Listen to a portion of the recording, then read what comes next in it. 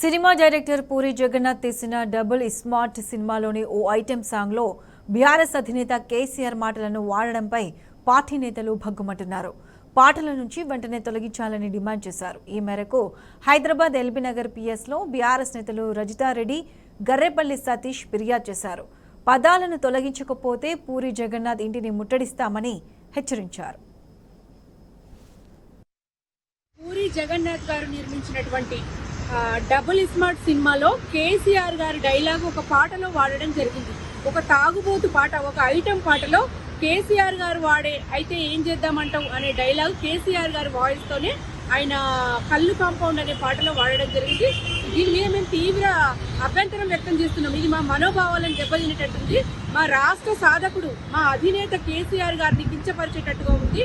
ఆ రోజు ఉద్యమం ఉధృతంగా సాగుతున్న టైంలో కెమెరామెన్ గంగతో రాంబాబు అనే సినిమా కూడా ఇట్లనే మా నాయకుడిని పల్చగా చేసే విధంగా ఇదే పూరి జగన్నాథ్ నిర్మించిండు.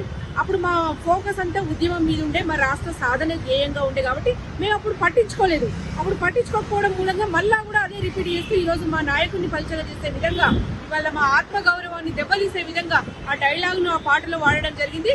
దయచేసి ఆ డైలాగ్ను రిమూవ్ చేయాలి పూరి జగన్నాథ్ గారు. లేకపోతే మా ఆడబిడ్డలందరం ఆయన ఇంటిని ముట్టడిస్తాం. మా తెలంగాణ ఆడబిడ్డలంటే తెలంగాణ ఆడబిడ్డలండి. తెలంగాణలో మన తెలంగాణ యాస లేని సినిమాలు లేవు.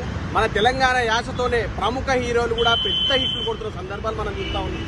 అలాంటి సందర్భంలో పూరి జగన్నాథ్ గారు సినిమా తీసి అందులో ఒక పాటలో ఏదైతే కేసీఆర్ గారే వాడే పదాలను ఒక ఐటెం సాంగ్ లో పెట్టడం చాలా బాధాకరం. ఈ రోజు తెలంగాణ సమాజం మిమ్మల్ని వెంటపడి తరుముతుంది.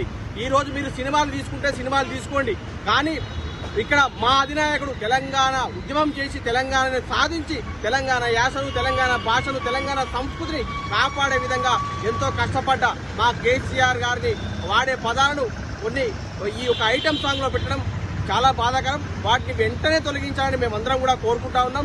మీరు ఒకవేళ తొలగించకపోతే మీ ఇంటిని చుట్టుముడతాం, లేదు అంటే మీ సినిమాను కూడా బ్యాన్ చేస్తాం.